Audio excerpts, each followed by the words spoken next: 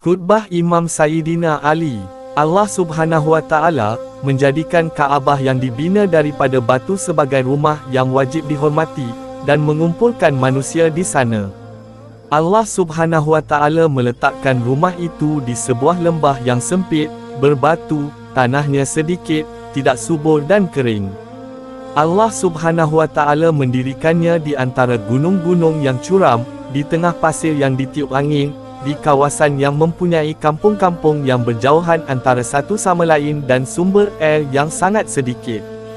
Di sana, tiada unta yang boleh meragut rumput, tiada haiwan yang boleh hidup, malah udaranya pun tidak mendukung untuk itu. Kemudian Allah Subhanahu Wa Taala memerintahkan Nabi Adam dan anak-anaknya untuk pergi ke sana. Allah menjadikan tempat itu sebagai tempat persinggahan bagi mereka. Hati manusia tertarik kepada tempat itu. Orang-orang yang mempunyai hati yang dekat dengan Allah saling bertemu dan memperoleh manfaat di sana. Mereka datang dari padang pasir dan dataran yang jauh, menempuh gurun yang luas, lautan yang dalam, menuruni tempat-tempat tinggi, melalui jalan-jalan yang panjang, meninggalkan tempat tinggal dan pulau-pulau mereka demi menuju ke sana. Mereka merendahkan diri di hadapan Allah dengan kehendak mereka sendiri dan berlari dengan wajah yang berdebu untuk mencari keredaannya. Mereka menanggalkan pakaian mereka, memakai ihram, dan memotong rambut mereka yang cantik. Semua ini adalah ujian yang besar, cubaan yang berat, pemeriksaan yang nyata dan bukti penyucian diri yang benar. Allah Subhanahu Wa Taala menjadikan rumah itu sebagai sebab untuk mendapat rahmat-Nya dan sebagai jalan untuk mencapai syurga-Nya. Jika Allah Subhanahu Wa Taala menghendaki, Dia boleh sahaja menjadikan Baitullah ini yang wajib dihormati dan tempat-tempat ibadah yang suci, berada di tengah taman-taman, sungai-sungai, tempat yang indah dan rata, tempat yang banyak pepohonan, buah-buahan yang melimpah dan kawasan perkampungan yang rumah-rumahnya saling berdekatan. Jika Allah menghendaki, Dia boleh membina rumahnya, Kaabah itu di tempat yang subur dan banyak air, iaitu di mana gandum yang kemerah-merahan tumbuh, padang rumput menghijau subur, tumbuh-tumbuhan segar hidup, air yang jernih mengalir, dan jalan-jalan yang makmur tersedia. Akan tetapi, seandainya Allah telah berbuat demikian, niscaya sesuai dengan berkurangnya kesukaran, pahala dan ganjaran juga akan berkurang.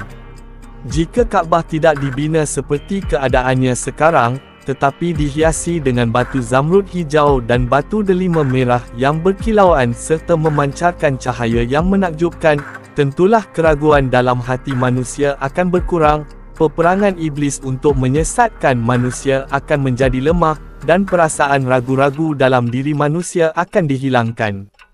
Tetapi Allah Subhanahu Wa Taala menguji hamba-hambanya dengan berbagai kesukaran, memerintahkan mereka untuk beribadah dalam berbagai kesulitan, dan menguji mereka dengan perkara-perkara yang berat bagi mereka. Dengan cara itu Allah Subhanahu Wa Taala mahu mengeluarkan sifat sombong dari hati hamba-hambanya dan menanamkan rasa rendah hati dalam jiwa mereka. Dengan cara itu juga Allah menghendaki untuk membuka pintu-pintu kurnia-Nya kepada mereka serta menjadikan semuanya sebagai sebab untuk memperoleh keampunan-Nya. Sebab-sebab pergerakan, tindakan manusia. Sebab manusia bertindak adalah kerana keinginan mereka, keinginan untuk hidup dalam keadaan aman, keinginan untuk mendapatkan apa yang mereka sukai, dan ketakutan akan kehilangan semua itu. Manusia biasanya mengemukakan pelbagai alasan demi membuktikan bahawa apa yang mereka takuti dan sukai adalah perkara yang benar. Kebanyakan manusia, tanpa membuat kajian atau penelitian, menganggap bahawa apa yang diajarkan kepada mereka oleh masyarakat mereka adalah baik, dan mereka berusaha membuktikannya. Kita harus berusaha mencari apakah kebenaran yang sebenar. Setelah menemui kebenaran itu, kita mesti menerimanya dan tunduk kepadanya, walaupun ia tidak sesuai dengan pemikiran kita yang sebelum ini. Kemudian, kita perlu menentukan keinginan, kecintaan, dan ketakutan kita berdasarkan kebenaran yang telah kita temui itu. Nabi Isa AS bersabda kepada para Hawariyun, raja-raja ingin hamba-hamba mereka memakai pakaian yang indah. Perhatikanlah, raja kita adalah Allah, pakaian kita adalah apa yang kita sukai dan inginkan. Oleh kerana itu, kamu mesti memberi perhatian kepada apa yang kamu sukai dan inginkan. Hadis: jika kamu ingin mengetahui nilai dirimu di sisi Allah, perhatikanlah apa yang kamu sukai. Apa yang kamu sukai, itulah nilai dirimu di sisi Allah. Daripada kitab Masnawi. Kerana cintalah, penderitaan menjadi manis, tembaga menjadi emas, air yang keruh menjadi murni dan jernih, penyakit menemui kesembuhan, yang mati menjadi hidup, dan raja-raja menjadi hamba. Tanda-tanda rahmat Allah Subhanahu Wa Taala sudah nyata di depan mata, tetapi siapakah yang mengetahui hakikatnya selain Dia? Hakikat sifat-sifat Allah Subhanahu Wa Taala yang sempurna hanya dapat diketahui melalui ciptaan-ciptaannya dan melalui perumpamaan-perumpamaan yang lahir daripada sifat-sifatnya. Seorang anak kecil tidak dapat mengetahui hakikat banyak perkara. Jika kamu berkata kepadanya, rasanya sedap seperti gula-gula yang kamu makan, barulah dia akan memahaminya. Namun, wahai orang yang hanya terikat pada taklid, ikut-ikutan. Adakah kelazatan hakikat, kebenaran itu sama seperti kelazatan gula-gula itu? Sudah tentu tidak sama. Tetapi kamu seperti anak kecil, oleh kerana itulah perumpamaan seperti ini diberikan kepadamu. Walaupun anak kecil tidak mengetahui hakikat sesuatu perkara, sekurang-kurangnya dia dapat memahaminya melalui contoh-contoh. Jika seseorang berkata, aku mengenal Nabi SAW, hanya boleh mengatakan bahawa dia mengenal Nabi setakat yang dipelajarinya daripada riwayat-riwayat. Jika kamu berkata, bagaimana mungkin aku mengenal Nabi? Hanya orang yang seperti bagindalah yang mengenalinya. Aku hanyalah seekor semut yang pincang, bagaimana mungkin aku mengenal gajah? Bagaimana seekor nyamuk dapat mengenal malaikat Israfil? Maka kata-kata ini juga benar. Ketidakmampuan untuk memahami hakikat adalah sifat kebanyakan manusia. Dalam alam kewujudan ini, apakah sesuatu yang lebih jauh daripada pemahaman makhluk dan lebih tidak dapat dicapai oleh fikiran makhluk, selain daripada rahsia zat Allah Subhanahu Wa Taala? Manusia sering menyebut perkara yang melampaui pemahamannya sebagai sesuatu yang mustahil. Padahal, bukankah banyak perkara yang sekarang jelas bagi kamu, sebelumnya juga kelihatan seperti sesuatu yang tidak mungkin terjadi? Surah Al-Maidah 104, apabila dikatakan kepada mereka, marilah mengikuti apa yang diturunkan Allah dan mengikuti Rasul. Mereka menjawab, cukuplah bagi kami apa yang kami dapati nenek moyang kami mengerjakannya. Dan apakah mereka akan tetap mengikuti, walaupun nenek moyang mereka itu tidak mengetahui apa-apa dan tidak pula mendapat hidayah petunjuk.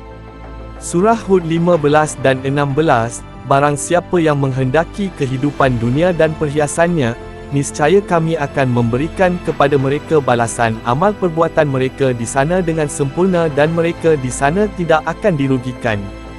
Merekalah orang-orang yang tidak ada baginya pada hari akhirat kelak selain daripada azab neraka, dan pada hari itu lenyaplah apa yang telah mereka usahakan di dunia, dan batallah apa yang telah mereka amalkan. Surah Al-Hadid 20, ketahuilah, bahawa sesungguhnya kehidupan dunia ini hanyalah permainan dan suatu yang hiburan, perhiasan, saling bermegah-megah antara kamu serta berlumba-lumba tentang banyaknya harta dan anak, perumpamaannya seperti hujan yang menumbuhkan tanamannya mengagumkan para petani, kemudian tanaman itu menjadi kering lalu kamu lihat warnanya menjadi kuning, kemudian hancur menjadi serpihan. Dan di akhirat nanti ada azab yang keras dan ampunan dari Allah serta keridhaannya. Dan kehidupan dunia ini tidak lain hanyalah kesenangan yang menipu. Surah Al-Baqarah 212, kehidupan dunia diperhiaskan pada pandangan orang-orang kafir, dan mereka memperolok-olokkan orang-orang yang beriman. Padahal orang-orang yang bertakwa itu lebih tinggi daripada mereka di hari kiamat. Dan ingatlah, Allah memberi rezeki kepada sesiapa yang dikehendakinya tanpa perhitungan. Surah Ali Imran 14, dihiaskan, dijadikan indah pada pandangan manusia, kecintaan kepada perkara-perkara yang diingini, perempuan-perempuan dan anak-anak lelaki, harta benda yang banyak bertimbun-timbun, dari emas dan perak, kuda peliharaan yang bertanda lagi terlatih, dan binatang-binatang ternak serta kebun-kebun tanaman. Semuanya itu ialah kesenangan hidup di dunia. Dan di sisi Allah lah tempat kembali yang baik. Surah An-Naml 22, maka tidak lama kemudian, datanglah Hudhud, lalu ia berkata, Aku telah mengetahui sesuatu yang belum engkau mengetahuinya, dan kubawa kepadamu dari negeri Saba suatu berita penting yang diyakini. 23. Sesungguhnya aku dapati seorang wanita yang memerintah mereka, dan dia telah diberikan kepadanya dari tiap-tiap sesuatu serta mempunyai singgasana yang besar. 24. Aku dapati raja perempuan itu dan kaumnya sujud kepada matahari dengan meninggalkan ibadat menyembah Allah, dan syaitan pula menghiasi pada pandangan mereka perbuatan mereka, lalu menghalangi mereka dari jalan yang benar, oleh itu mereka tidak mendapat hidayah, petunjuk.